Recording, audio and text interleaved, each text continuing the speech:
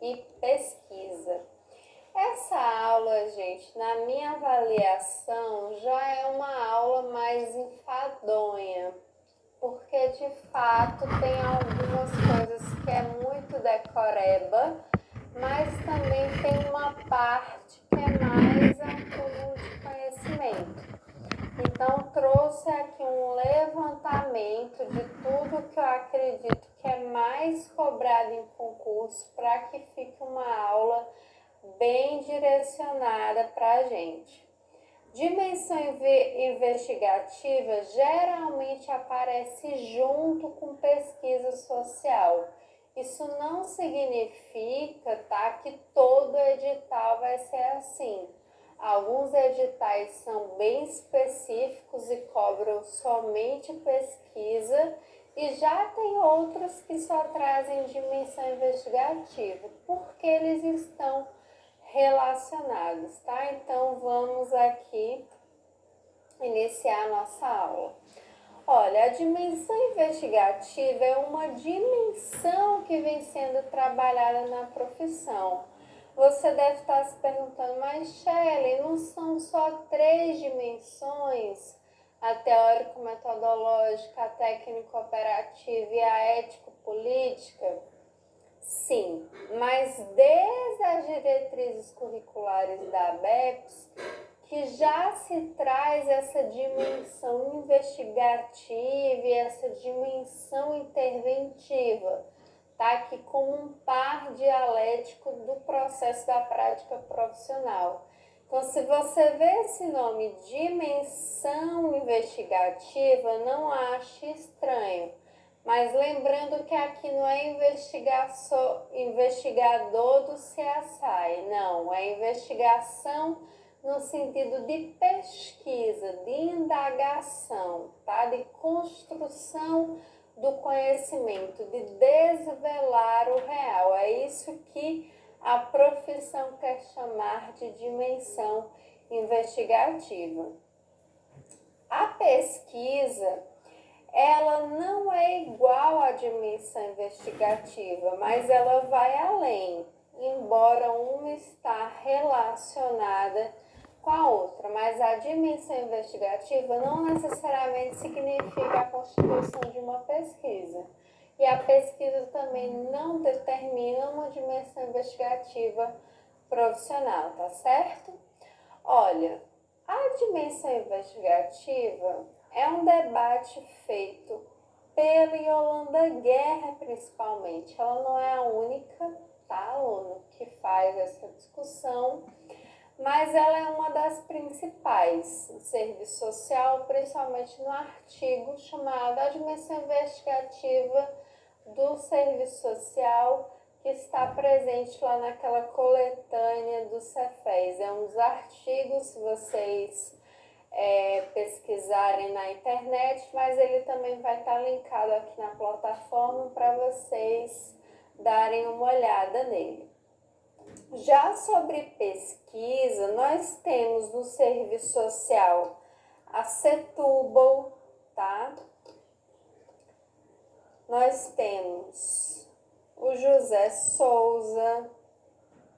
Tem algumas figuras que discutem, mas a Setúbal, ela é referência. A Kameyama, a Sposati tem alguns artigos também, mas os concursos geralmente cobram a Marília de Souza Minayo, o Lacatus e o Gil, que são esses 3 que são referências para a gente fazer a discussão da pesquisa e da metodologia que requer a pesquisa. Mas olha, principalmente a Minayo, tá, gente? Muita atenção para essa autora aqui. Ela é muito requisitada nas provas de concurso.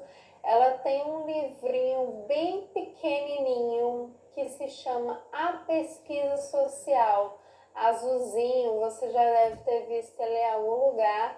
Ela é organizadora desse livro junto com outros autores, e lá ela vai trazer diversas concepções que nos são importantes, concepção de pesquisa qualitativa, pesquisa quantitativa, pesquisa exploratória, tá? Então, a Minayo é a referência, não se esqueça. Sobre as origens da pesquisa. Gente, a palavra pesquisa, ela vem da origem latina de perquirere, tá? Significa buscar com afinco. O que é afinco? Buscar com vontade. Então, pesquisa significa uma busca com vontade, uma busca com firmeza, tá? O per, né, da palavra perquirere, é um intensificativo e querere, que é a parte final, é indagar, questionar, buscar. Então, veja, buscar, questionar, indagar de forma intensa, tá? De forma persistente. No mundo antigo, o conhecimento, ele era um dom divino, tá? Na sociedade moderna, aí a gente já tem uma mudança. Ele não é mais um dom divino, ele é uma conquista humana. E por que eu estou fazendo, né, esse prefácio? Para que a gente possa entender que a pesquisa, tal qual a gente conhece hoje, gente, ela passou por um processo histórico, principalmente na constituição das ciências sociais, tá? Historicamente, os homens que poderiam deter o conhecimento divino, que podiam repassá-lo tanto pela tutoria como pela filosofia ou sofismo. Infelizmente, mulheres não podiam, né, ensinar, elas não detinham esse conhecimento. Eram os homens que detinham esse conhecimento. E ele era, digo e repito, um dom divino. Se ele tinha esse conhecimento, é porque aquilo foi um presente. O fogo, por exemplo, né, que é uma das maiores descobertas da humanidade, da história da humanidade. Os primórdios se entendia que o fogo tinha sido um presente dos deuses. Daí se criou, inclusive, a mitologia grega e como Zeus presenteou a humanidade com fogo, enfim. Olha, os filósofos eram grandes questionadores da existência humana, do universo, da sua magnitude. Os homens sempre buscaram respostas para as suas indagações. Inclusive, a criação da religião é uma grande narrativa de como explicar a existência humana e cada território buscou criar uma narrativa para explicar a sua situação, o seu conhecimento. Se a gente pensar, por exemplo, as religiões de matriz africana, elas que criaram, né, o que nós chamamos aqui no Brasil, a partir da Umbanda, os orixás. Tá? É uma forma mitológica da matriz africana de explicar a realidade que eles viviam. Porque durante muitos e muitos anos, os deuses, a religião, ela era a forma explicativa e a verdade para a nossa existência humana. Nós do Ocidente já temos aquela visão, né, do Deus cristão. O pessoal não, os Vinks, né, já tem uma outra visão mitológica de deuses, de Odin, enfim. Então, cada território ele foi construindo uma narrativa religiosa para explicar a sua realidade. Historicamente, aqueles que questionaram as determinantes verdades da religião ou que propuseram formas distintas de conhecimento foram perseguidos, torturados, queimados e mortos. Por que eu estou trazendo esse exemplo, gente?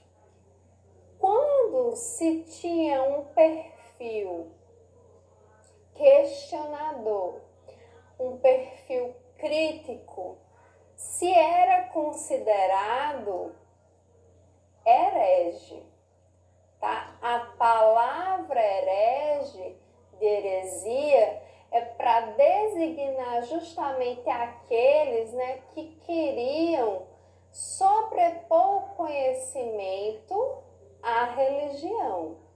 Eu trouxe alguns exemplos, por exemplo, se a gente pensar o Copérnico, o Galileu Galilei, o Giordano Bruno, que eram matemáticos, né, um dos primeiros cientistas lá de 1650, 1590, eles eram religiosos, eles acreditavam em Deus, mas eles, como eram matemáticos, eles procuravam também dar outras respostas aos dilemas existenciais, como, por exemplo, a Terra não é o centro do universo, é o Sol. A Terra não é o único planeta no sistema solar, existem outros planetas. E quando eles afirmaram isso, não pensem que esse conhecimento que a gente tem hoje do sistema solar foi algo que passou sem embate. Eles, esses grandes, vocês já devem ter ouvido esse nome alguma vez, eles foram queimados e perseguidos pela Inquisição Católica por questionarem a religião. Por que eu estou enfatizando isso, gente? Porque historicamente se fazer pesquisa não é algo que é privilegiado. E a gente vai chegar a isso quando a gente chegar nos dilemas contemporâneos da pesquisa. A gente tem a Inquisição às bruxas e a própria medicina no medievo. Inclusive tem um filme na Netflix que se chama The Physician. É baseado num livro, tá? É muito famoso, que é justamente essa história de como eram os médicos na Idade Medieval, que era considerada a Era das Trevas. Você não podia praticar medicina, porque a medicina, ela apenas tinha que acautelar e acompanhar, certo? O processo que Deus daria àquela vida. Então, não podia se ter uma intervenção. Se a pessoa morria e estava doente, não havia que ser curada, porque Deus quis assim. Deus quis assim, assim será, assim sempre foi e assim será para sempre. Só que isso foi se desconstruindo a partir das revoluções francesas e industrial, tá? Olha, somente com a imersão da sociedade capitalista que a pesquisa e o conhecimento passam a ser considerados tipicamente humanos. Lembra que eu falei que até então era um dom divino?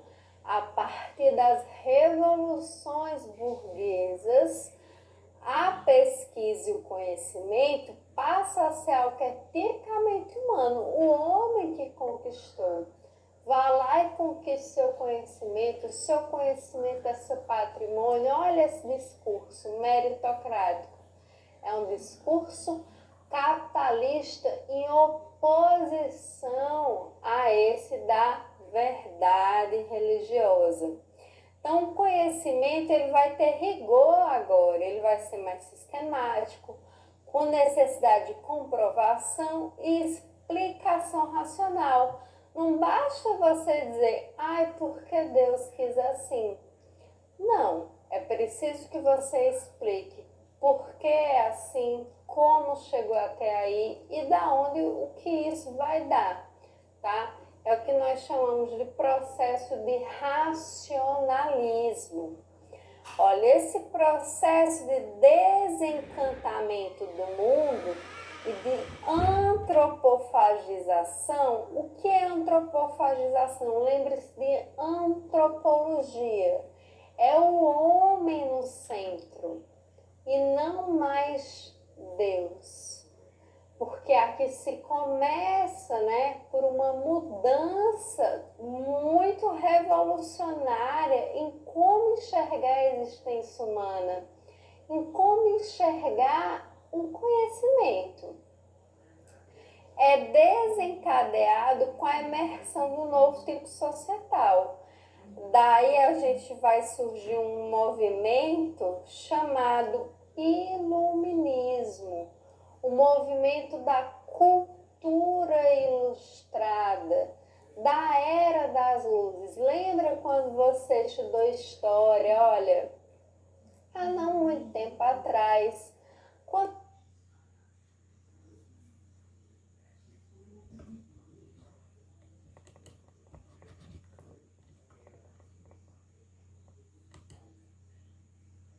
a gente estudava, a história ela é dividida em eras. Pré-história, a história medieval, que é considerada a Era das Trevas, ou a Idade Média, e temos a Idade Moderna, tá? A Idade das Luzes.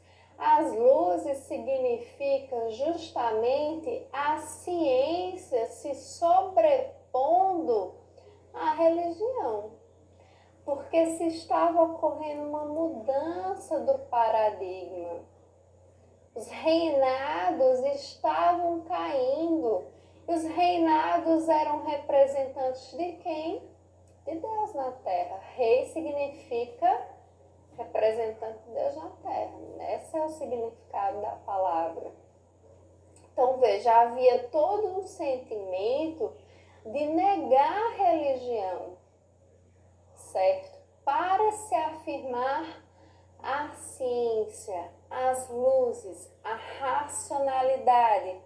Nós chamamos esse movimento de movimento iluminista, tá? De cultura ilustrada, que vai ter como características a razão, a verdade, a ciência, a ética, a liberdade, tá bom? A ciência passa a ser central com a emersão do capitalismo, pois o homem passa a ser protagonista de sua própria história, que não é mais determinada por Deus. Tem até uma frase de René Descartes que fala assim: eu penso, logo eu existo. Então, eu não existo porque há uma determinação mágica sobre mim. Eu existo porque eu penso, porque eu racionalizo. Essa é uma grande frase da cultura ilustrada do iluminismo. Mas atenção, olha, penso, logo existo. É um sistema que nós podemos considerar idealista, mesmo que racional, é idealista. Inclusive Hegel, ele parte dessa questão, do penso, logo existo. Aí já vão ter os que vão criticar. Não, a existência não vem do pensamento, eu existo e, portanto, daí sim eu posso pensar, porque o meu pensamento é reflexo da minha existência e não a minha existência é reflexo do pensamento. É toda aquela questão, de quando vamos já chegar em Marx, que ele vai virar o sistema do idealismo e do materialismo. As ciências naturais e exatas predominavam no início, com certeza.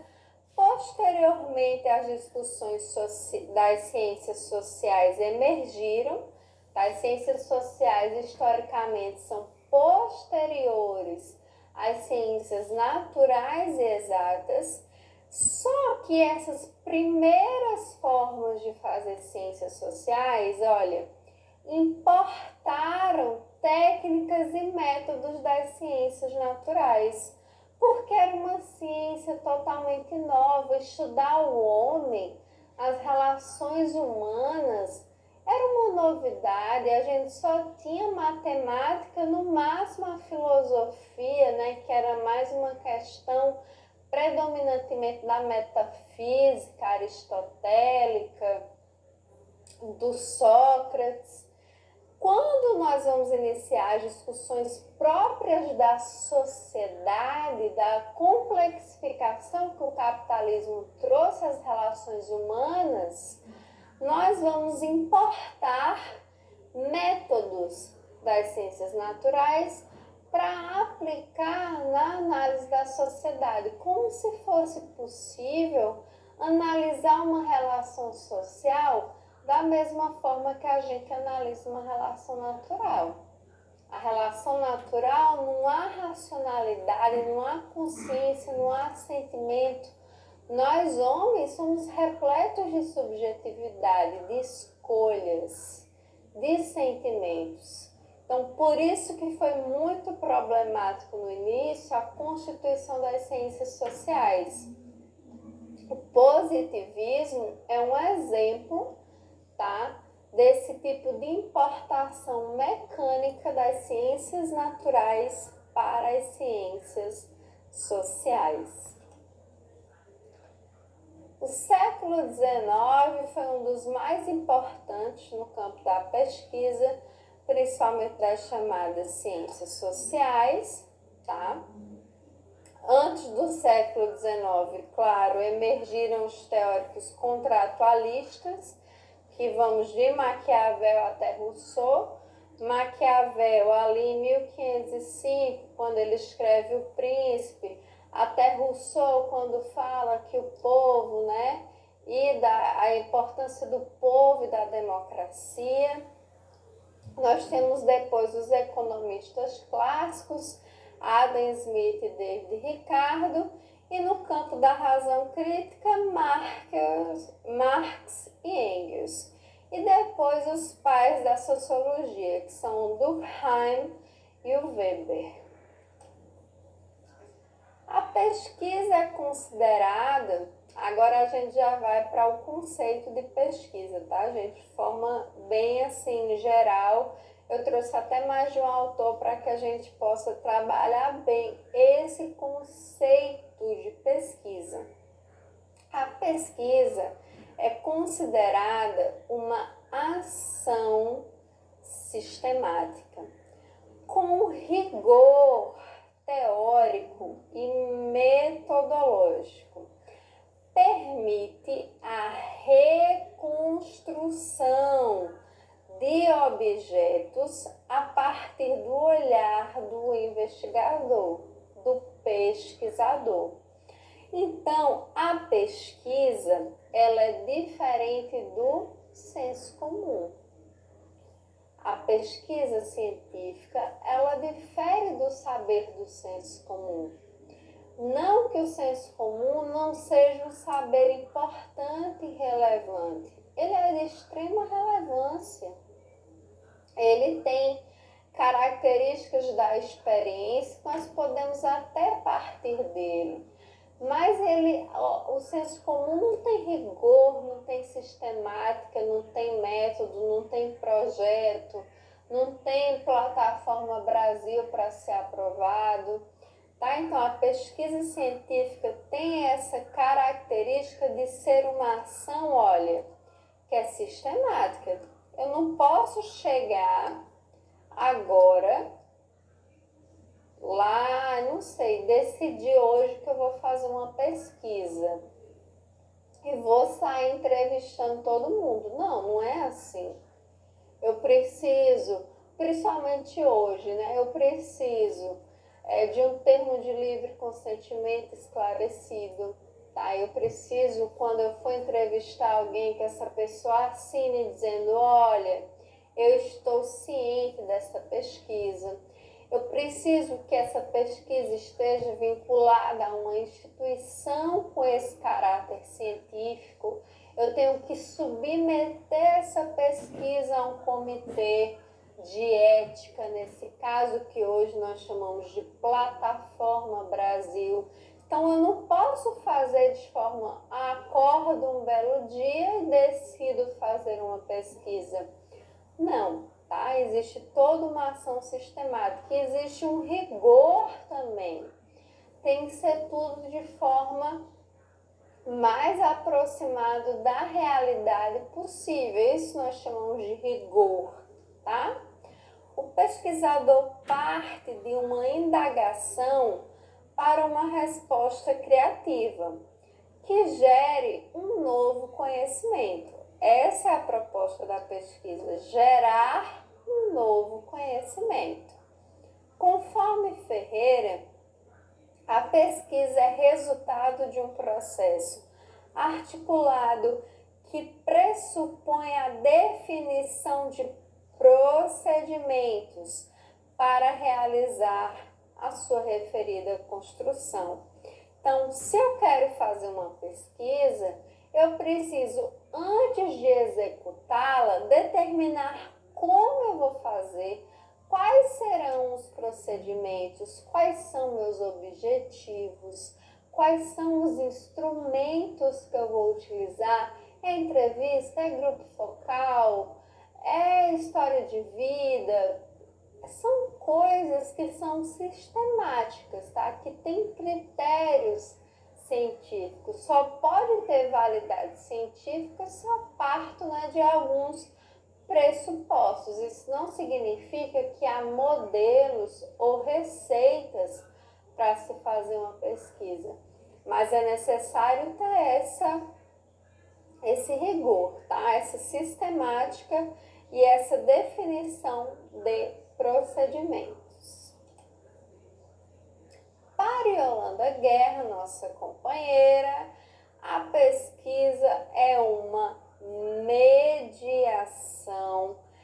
entre conhecimento e realidade, e resulta um conhecimento que é sempre, olha, provisório, parcial e histórico, relativo a um tempo e espaço sociocultural e historicamente determinado. O que Yolanda Guerra quis falar com isso? Nós temos, dentro da perspectiva crítica marxista, uma máxima que é assim: o conhecer, ele é diferente do ser. Vou trazer um exemplo prático. Já ouviu a frase, ninguém conhece ninguém? Pronto, vamos pegar essa frase para cá. Porque, gente, o conhecimento que se tem de algo é sempre uma aproximação sucessiva. Aquela realidade sempre vai ter algo que o meu conhecimento não consegue acompanhar. Você vai falar assim, é mesmo, às vezes eu conheço a uma pessoa, conheço e ela se mostra de uma outra forma. Veja, porque o conhecimento, ele é sempre, olha, parcial. O ser, ou aquilo que é de fato, aquilo que é, ou então o real, ele é muito mais rico do que a nossa capacidade de conhecer.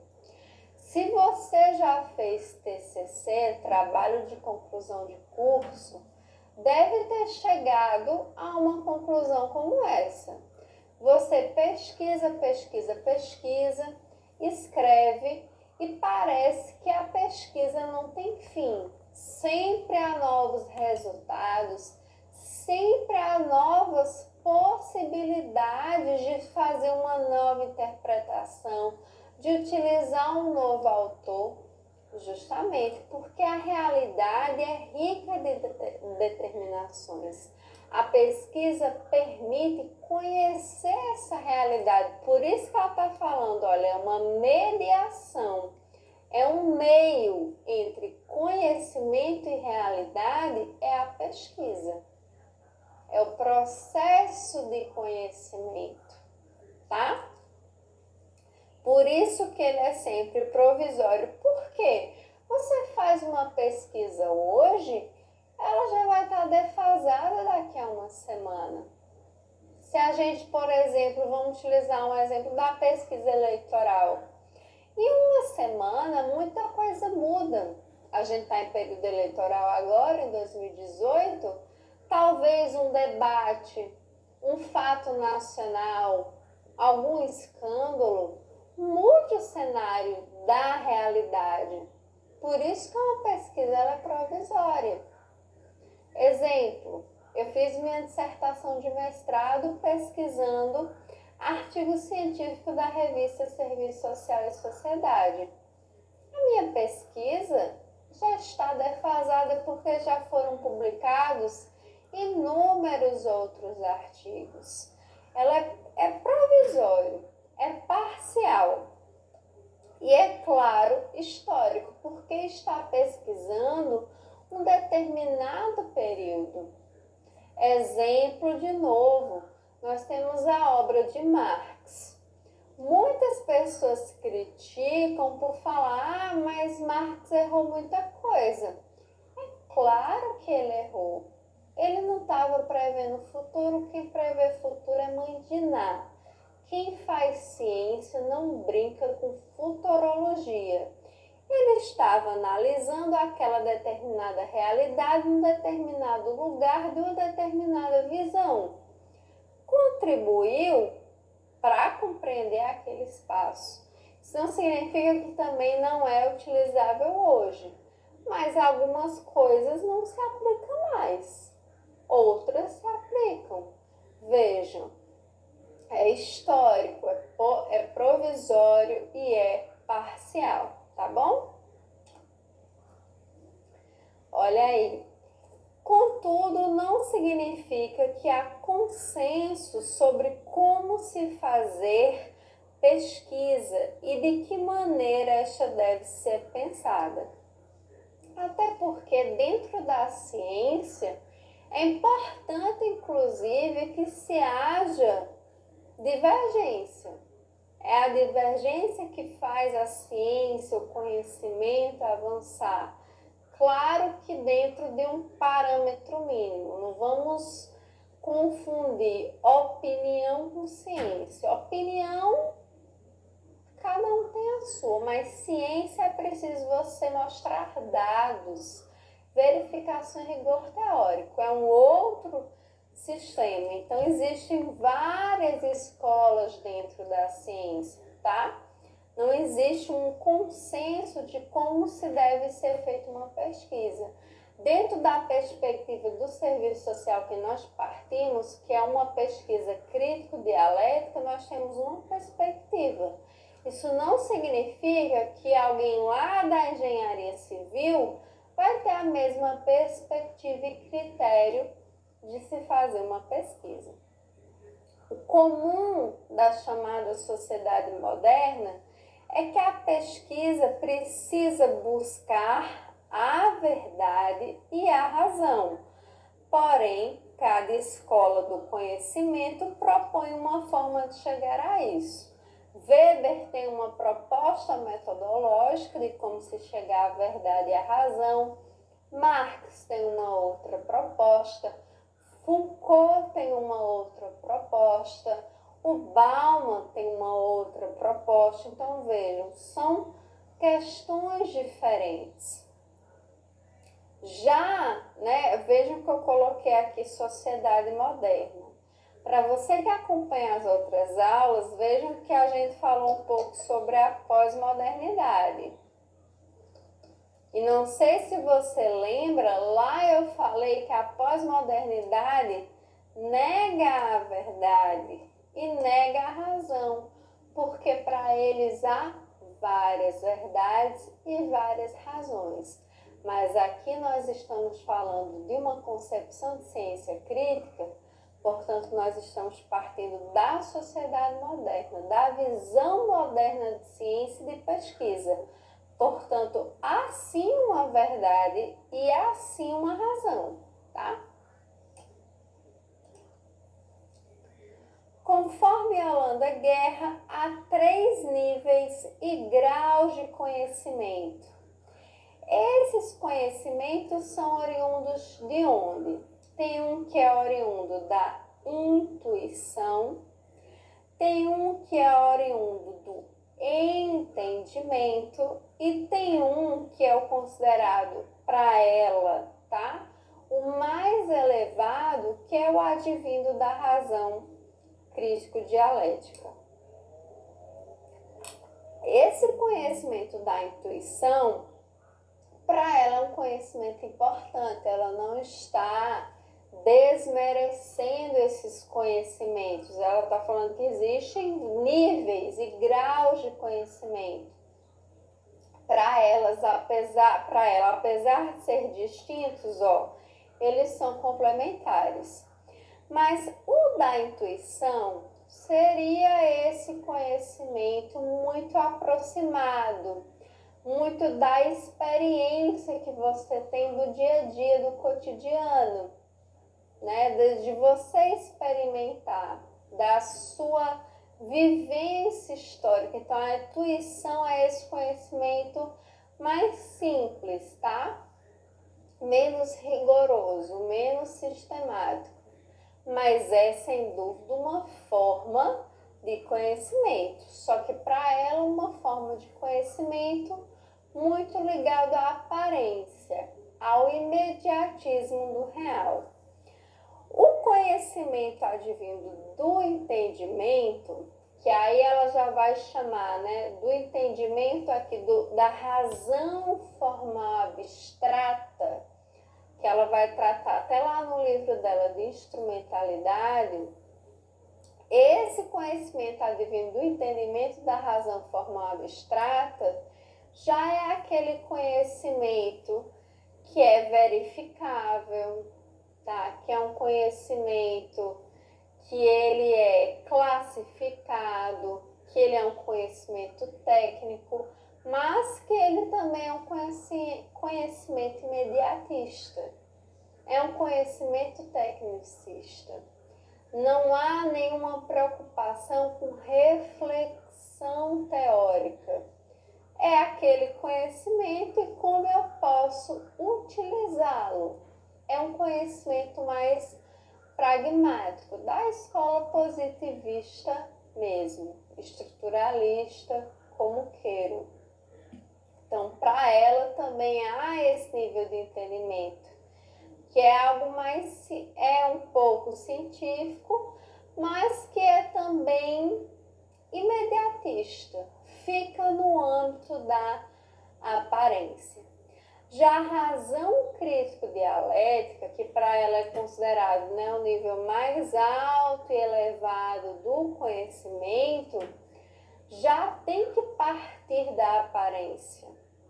Parte da aparência, mas rompe com ela, porque o objetivo é se compreender a essência, tá? A razão crítico-dialética, não vou ter como aprofundar aqui, mas se vocês quiserem eu posso gravar uma aula complementar só sobre razão dialética, até porque eu acho que precisa de uma aula só sobre isso, para a gente tratar sobre o método em Marx, tá? Que em resumo é justamente reproduzir no campo ideal aquilo que é concreto em suas múltiplas determinações. O conhecimento para a razão dialética é compreender a totalidade do objeto. E essa totalidade é compreensível a partir de aproximações sucessivas, de mediações, que são categorias mentais, de articular universalidade, particularidade, singularidade, de fazer esse conhecimento do movimento, que a realidade para o método em Marx está sempre em movimento, está sempre em mudança. Então, O pensamento tem a função, né, de reproduzir aquilo que é concreto, não de falsear a realidade, não de aplicar uma lei à realidade, tá? Então, ele vai tratar de categorias como totalidade. A gente tratou um pouco sobre isso lá na aula de instrumentalidade também, tá? Do curso 1. Recomendo vocês darem uma volta lá. Mas se for preciso, eu posso, né, ver uma aula só sobre a razão crítico-dialética, tá?